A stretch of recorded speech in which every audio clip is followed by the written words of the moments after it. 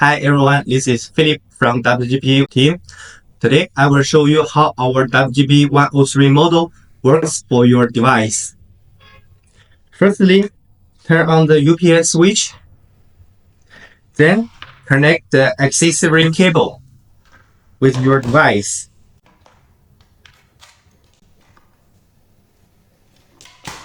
If you have a 9 voltage device, use another cable.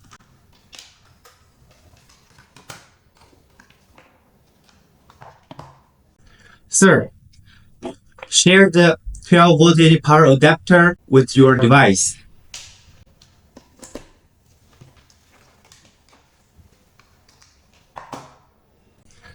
When the electricity is off, you can see modem and the Wi-Fi router is still working.